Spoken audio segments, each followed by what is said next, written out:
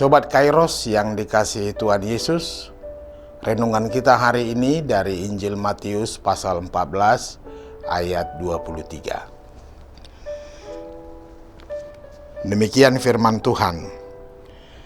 Dan setelah orang banyak itu disuruhnya pulang, Yesus naik ke atas bukit untuk berdoa seorang diri.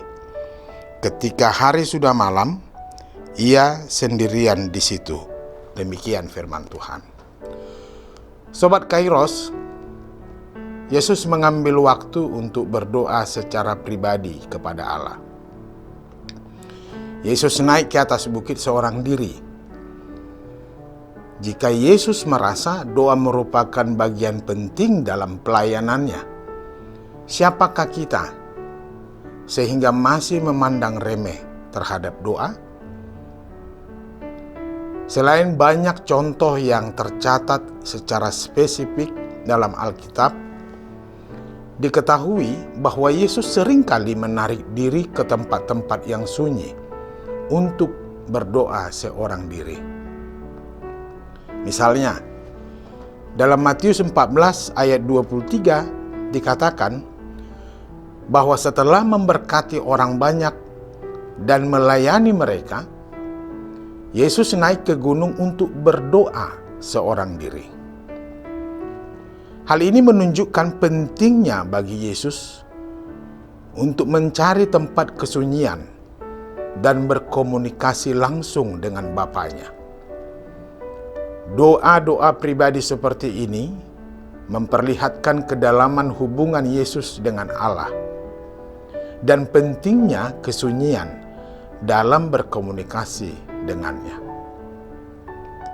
Sobat Kairos, doa Yesus kepada Allah mencerminkan pengabdian, ketaatan, kasih, kepercayaan, dan keterikatan yang dalam kepada Allah.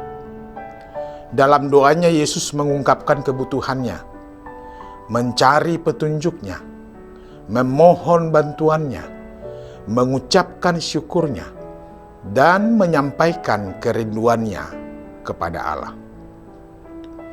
Doa Yesus kepada Allah juga mencerminkan kerendahan hatinya. Meskipun Yesus adalah anak Allah yang mempunyai kuasa, dia tidak memanfaatkan kekuasaannya untuk dirinya sendiri.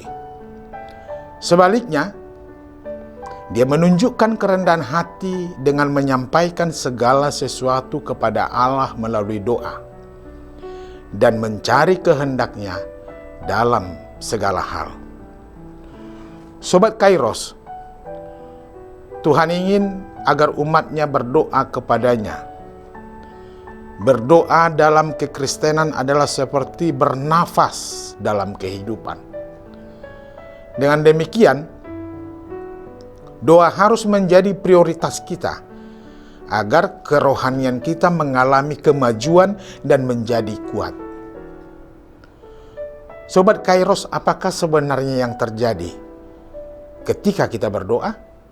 Yang pertama, kita sedang berkomunikasi dengannya. Komunikasi ini bersifat dua arah. Kita berdoa kepada Tuhan dan Dia berbicara kepada kita. Berdoa tidak bersifat ritual atau kewajiban dan agamawi, tetapi keluar dari hati kita. Yang kedua, berdoa berarti kita sedang menjalin hubungan dengan Tuhan, sehingga kita semakin mengenal Dia.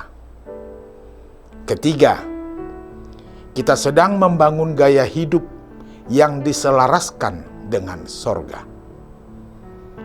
Sobat Kairos, kehidupan Tuhan Yesus selama di bumi penuh dengan doa. Pada awal pelayanannya, Yesus berdoa. Di tengah pelayanannya, Yesus berdoa. Di akhir pelayanannya di bumi, Ia pun berdoa. Sebelum mati, Yesus berdoa kepada Bapa. Di atas kayu salib sekalipun, Ia tetap berdoa. Bahkan sekarang di sorga pun Ia berdoa bagi kita. Sobat Kairos, kalau kita ingin menjadi seperti Yesus, maka kita harus membangun mesbah doa kita. Tentu, Sobat Kairos, apa sajakah manfaat doa? Pertama, permohonan kita akan dijawab Tuhan. Yang kedua, Dia bersedia mengubah rencananya karena doa-doa kita. Ketiga, kita akan menghadirkan kerajaan-Nya dan menyatakan kehendak-Nya di bumi seperti di sorga. Keempat, doa tidak dibatasi oleh waktu, tempat, dan ruang. Kelima, doa memiliki kuasa yang besar. Amin. Selamat beraktivitas, Sobat Kairos. Tuhan Yesus memberkati. Shalom.